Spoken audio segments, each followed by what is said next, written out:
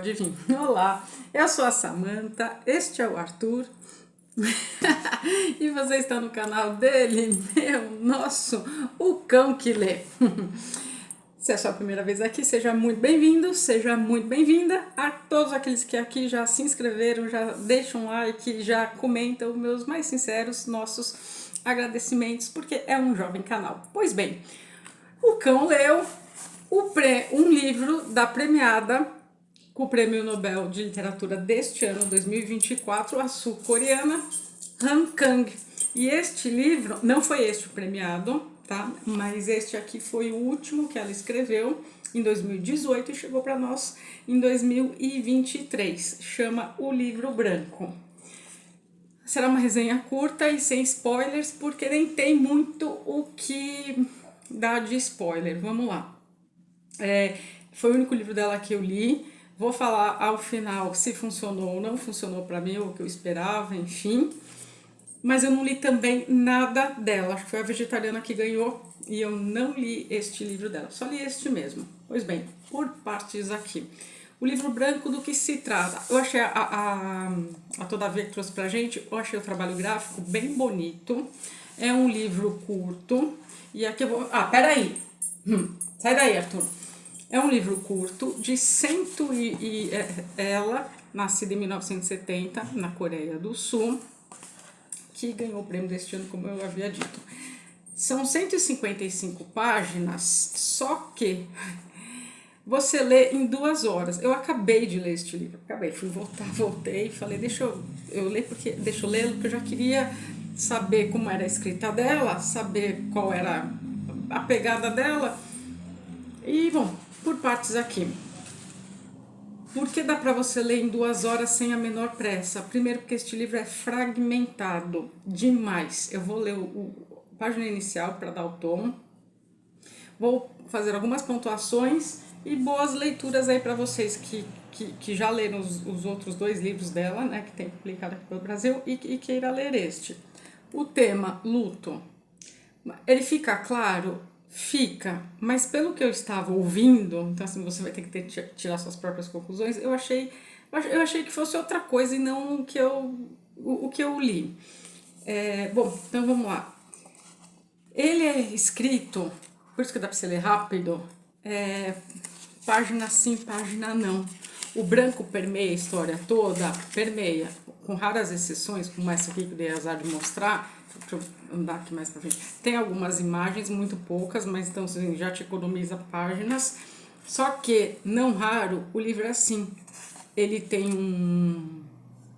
não é dividido por capítulos, ela dá um nome, então esse aqui, por exemplo, cinzas. Aí é tipo praticamente só um parágrafo, branco de um lado, sempre é só escrito na página direita. Então você tá sempre vendo branco, porque daí você vai virando aqui, ó, cortinas de renda. E é isso, acabou. Branco. Vapor da boca, branco. E assim vai. Aí você vai falar, bom, se trata de luto? Se trata porque... É até difícil fazer essa resenha, acho que eu entendi que ninguém fez essa resenha até agora. Vamos lá. Ela perde uma irmã, né? Ela nasceu em 1970, então hoje ela está com seus 54 anos. Por que o tema é luto? E por que é branco? Porque a cor branca aqui ela é de fundamental importância e eu achei que até foi bem proposital o projeto gráfico de sempre deixar uma página branca, embora aqui a gente goste daquele tom papel pólen. Parabéns à tradutora, vou sempre dar os créditos depois que apareceu o tradutor. É a Natália Okagahashi, é a pronúncia dela, enfim.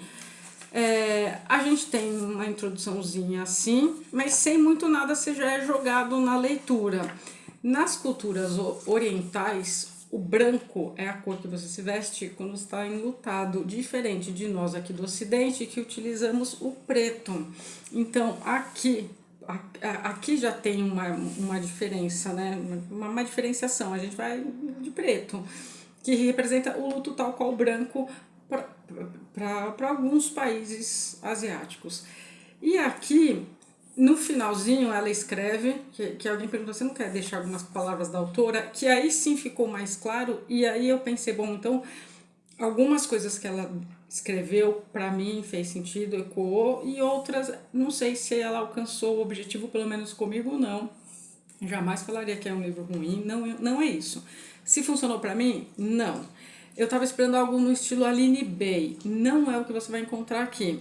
Ela escreve bem, sim, ela escreve, ela revisou, mas não se engane. E eu não me demorei tanto falando de luto em vão, porque claramente ela está passando, pelo mesmo momento em que ela estava escrevendo, pelo processo de luto. Então a gente tem fragmentos de pensamentos. Eu estava esperando uma Aline Bay em Pássaro Morto, por exemplo, ou o Morreste-me do Walter Hugo, não, do José Luiz Peixoto. Embora ela tenha perdido esta irmã, que seria primogênita, só viveu 2 dias e morreu, e é muito triste como é relatado. Isso vai pontuando, mas não vai traçando uma linha com começo, meio e fim. Mas aí que tá, o processo de luto, ele não segue um padrão com começo, meio e fim. O processo, a elaboração do luto no processo tal demora tanto tempo. Não é assim que funciona. E quem é psicólogo, que já atendeu um paciente enlutado, sabe do que eu estou falando. É muito doloroso para a pessoa, é fragmentado também, são lembranças que vêm, que vão.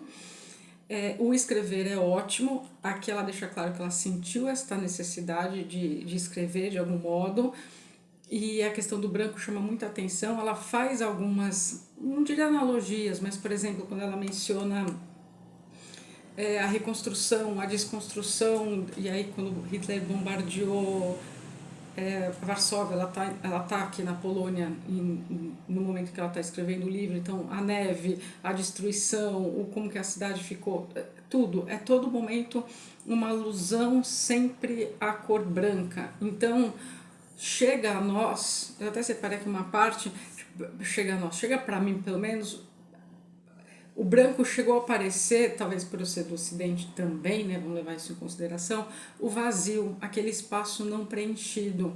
E aí aqui, para quem gosta de psicologia, para quem sempre recomendo, quando as pessoas me perguntam de luto, pode ler este livro, você vai ver bem a mente de quem está enlutado, passando pela elaboração, que é um processo sim longo e muito dolorido.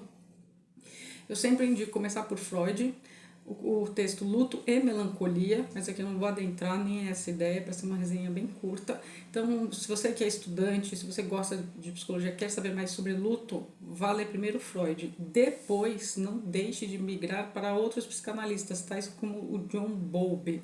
John Bowlby tem uma trilogia muito interessante, da teoria do apego, em que ele pontua que quanto mais apegado se está, mais difícil é esse processo de luto. Enfim, e você aí que já perdeu alguém, sabe quão difícil é este processo. Ele passa, ele irá passar. Procure sempre um profissional, que isso vai ajudar bastante, mas é aquela coisa que a gente costuma dizer, né? É dolorido, as memórias vêm, as memórias voltam, você tem que conviver durante um tempo, muitas aspas aqui, porque eu estou falando que é um canal de literatura, com algo que você amava, algum objeto que você amava e que não está mais aqui. E objeto, entenda, alguém que você ama, pessoa, cachorro, bicho, vai na mesma coisa. Já até aproveito o ensejo para falar, porque afinal o canal chamou o cão que lê. As pessoas falam, mas que quando morre bicho não é a mesma coisa que gente. É sim, porque depende da carga afetiva que aquela pessoa enlutada que perdeu aquele animal de estimação depositou nele de amor. Então a dor é tal qual a de um ser humano, sim. Por vezes até mais, dependendo de quanto de investimento afetivo foi se depositado em seres humanos, até familiares, e no seu animal de estimação. Então, o luto mesmo, o processo é dolorido também, tá, gente? Então, quando alguém fala que perdeu seu gato, cachorro, enfim, podem levar, sim, bem a sério que a pessoa está sofrendo e muito. Bom, pois bem, voltando aqui para Arrancando. É muito triste, essa mãe perde, porque ela não tem um fio inicial que começa. Então vai, deixa eu já dar o tom pra você se sentir apegada, não tem nada difícil. Tem gente que se gosta de história com começo, meio e fim, vai achar confuso, que foi de lugar nenhum para canto nenhum. Eu não faria tal desrespeito com esta autora, com ninguém, porque é alguém que está enlutado, não tem como exigir um nexo, porque não há. Já é difícil para a pessoa entender e elaborar aquilo. Mas vai falar, tá, mas se ela escreveu em 2018, então ela estava com 48 anos, pouco antes, né, 2016, chegou para a gente 18, 46, não importa. Não importa que a irmã dela, que ela fala, tenha morrido antes mesmo dela ter nascido, porque isso, de certo modo, permeou, e não pouco, a vida dela. De que modo? Através dos pais. Tem uma fala aqui em que, mais para o fim, eu não vejo uma elaboração total, eu vejo um andamento da elaboração do processo de luto dela, e que a escrita deste livro tem ajudado a muito.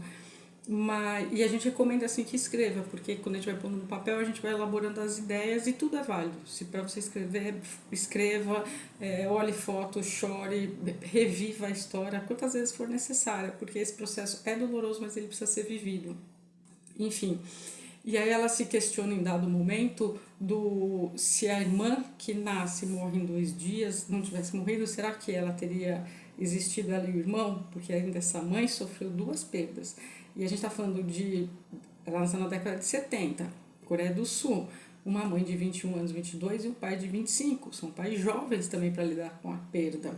E se essas 2 crianças que nasceram, mas morreram, não tivessem morrido, ela não teria existido. Então aqui a gente vê, não diria claramente, mas um olhar mais psicanalítico, uma questão também de culpa, uma questão de não estaria aqui, mas não queria que ela tivesse morrido, mas se ela não tivesse morrido, meus pais não teriam me tido.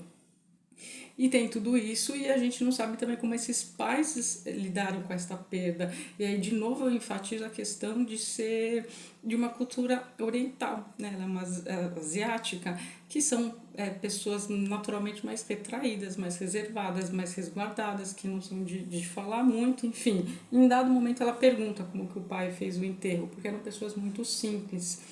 E, bom, enfim, é esse parto, que é o que pano de fundo. A irmã dela nasce de 7 meses e o pai, enfim, naquela época que não tinha telefone, você tinha que ligar, o pai ia trabalhar, enfim, fosse aqui no Brasil, fosse lá na Coreia, a mesma história.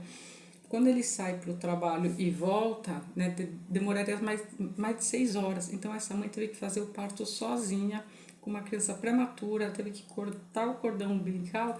E aqui é onde ela logo já começa falando, por favor, não morra, não morrer. Essa criança veio, essa menina, né, nenezinha,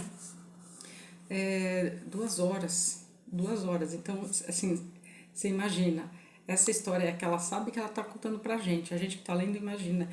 Imagina essa mãe segurando essa bebezinha, por favor não morra, durante 2 horas, e até sei lá que horas que este pai chegou, mesmo ela tendo telefonado, e, né, e ter ficado com a criança morta. Então, assim, é uma dor assim, inenarrável, por isso é difícil falar desse livro. Não tem como julgar bom ou ruim. Se é começo, história, começo, meio e fim, repito, não é o livro que você vai encontrar. São fragmentos, porque ela foi escrevendo. Começa como? Na primavera, página 11, tá, gente? É assim. Na primavera, quando resolvi escrever sobre coisas brancas, a primeira coisa que eu fiz foi uma lista.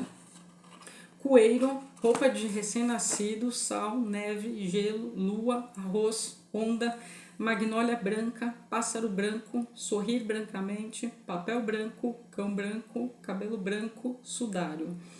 E aí, a partir daqui, ela começa a desenrolar a história. Então, claramente, até por ser trechos pequenos, né, às vezes, por vezes só parágrafos, é a hora em que ela seguiu talvez este o fio condutor para alinhar mais ou menos os pensamentos de uma forma que outra pessoa pudesse ler, algo nessa linha. E aí começa ela contando sobre a mudança, ela muda e fica muito claro que não é o lugar, né? Se você não está bem internamente, isso aqui ela percebe, ela vai percebendo em alguns momentos, por isso que eu falo, lê numa tacada só, para você, porque não tem, eu vou encerrar o capítulo, o que ela falou, o que não, aí você vai pegando as sutilezas. Então, nesse aspecto, é um livro muito bonito. E ela se muda, ela tenta, não diria recomeçar a vida, mas ela se muda. Eu acho que ela sai da Coreia do Sul, ela escreve metade desse livro, depois ela vai para a Polônia, enfim.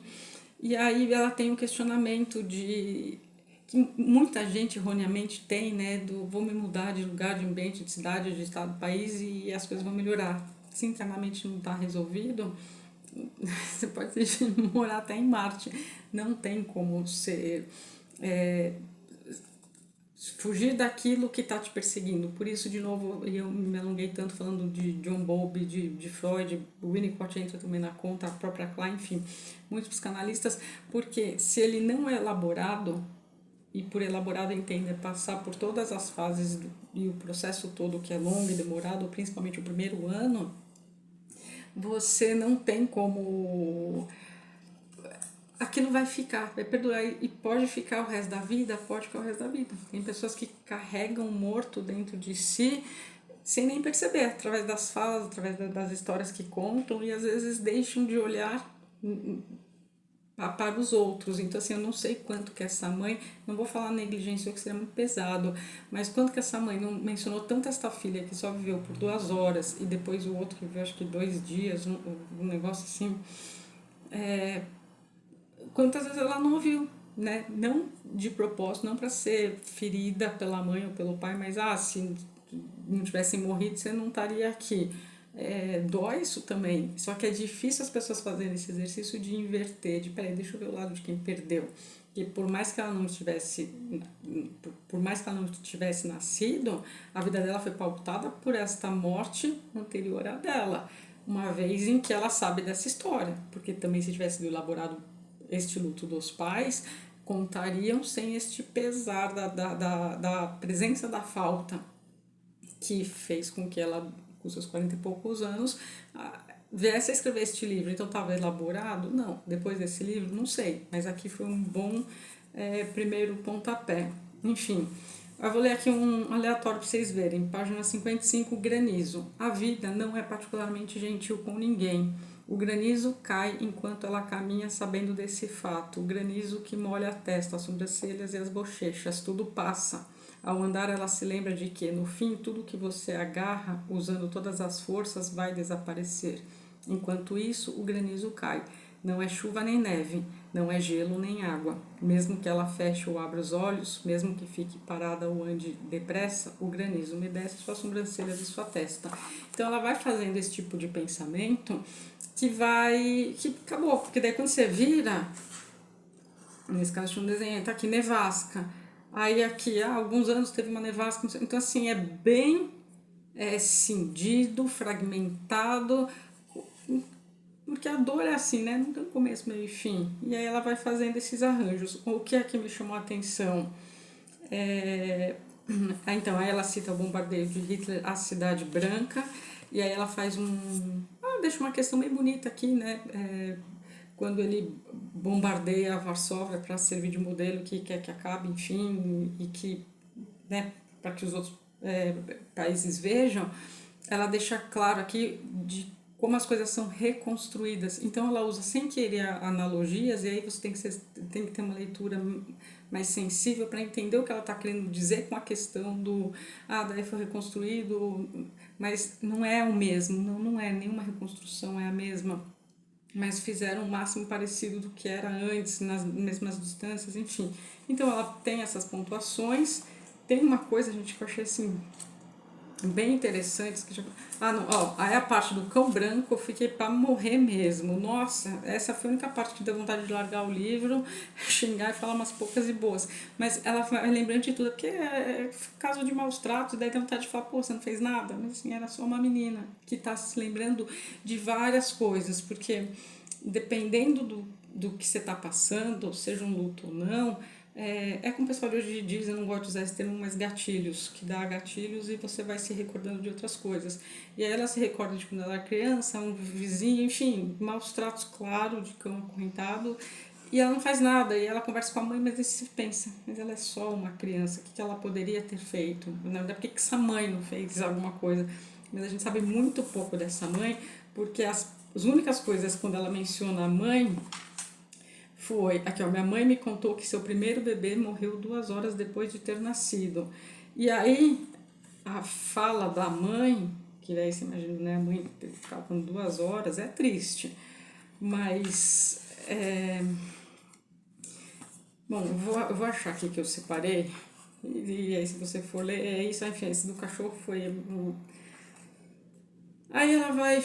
Então, Lua, Pássaros Brancos, aí tem aqui tem um capítulo, né? Chamado Magnólia Branca, e daí ela relembra da época da escola em que ela perdeu dois amigos, um de 24 e um de 23, ou faculdade, algo assim, e que daí eles compram Magnólia Branca, e ela se questiona, mas por que a gente comprou Magnólia Branca? Seria a paz, seria a vida, seria a morte? Então tem essa nuance o tempo inteiro aqui, porque assim, ó, o cachorro lá que morreu, os cachorros que morreram, os amigos que morreram. Então, assim, é muita morte, é muita morte. É muito. E aí aqui o livro fez sentido, a capa, porque é muito fragmento. E você precisa integrar tudo isso para superar e dar sequência à sua vida. Até porque, do meio para frente, ela tem um filho de 13 anos, então ela já é mãe também, né? Não dá para ela.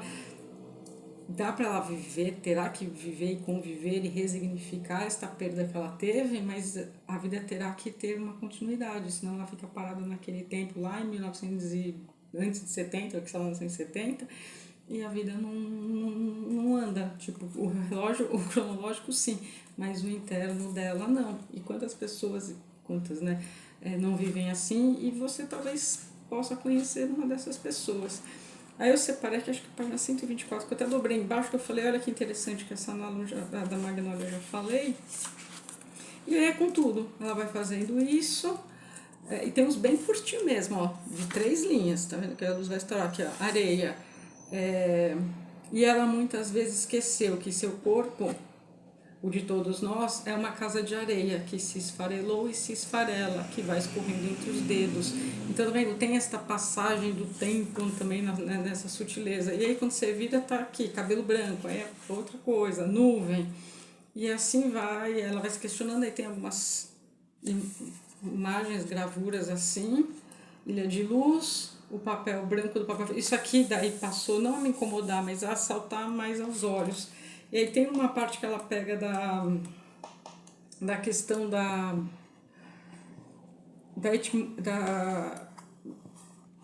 poxa, gente, eu separei para falar para vocês que que ela faz uma comparação com o. Bom, vai ter que ser de cabeça porque eu não tô achando mesmo. Que ela faz de cabeça um negócio assim. Ah, porque daí o blank, porque eu falei, dá uma impressão de empty, de vazio. Ela não usa isso aqui, mas ela usa o blank, que é o espaço vazio. Aí depois ela usa o blanc, que é o branco. E aí depois ela usa outro termo em inglês. E aí ela vai meio que explicando. Então é muito permeado disso o tempo todo. E aí que você vai falar, termina como?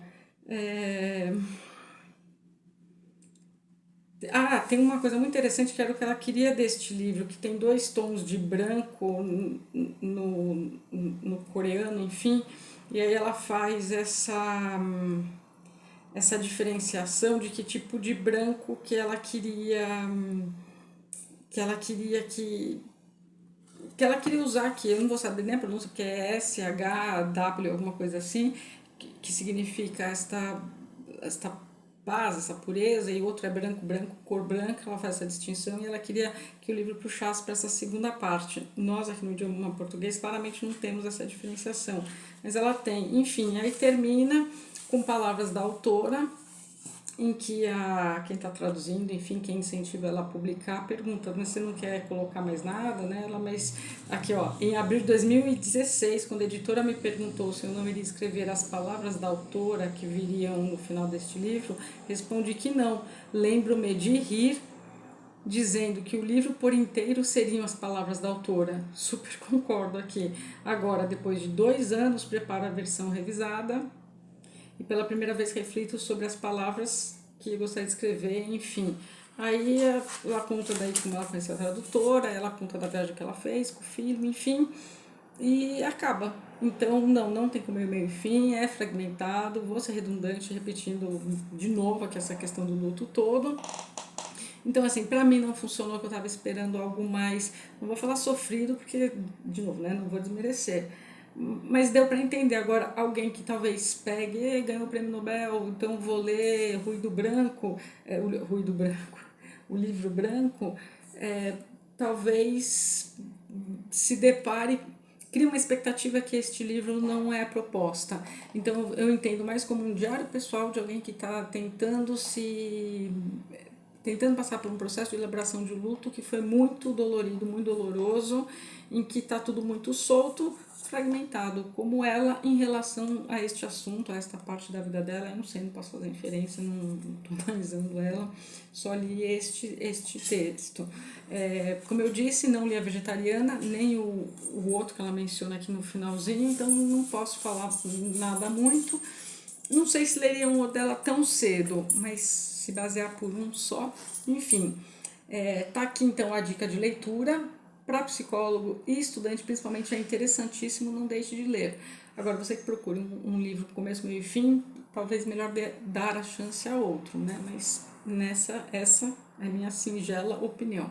Gente, se até o cão já leu, vai você aí ler. Boas leituras. Vem se despedir, Arthur.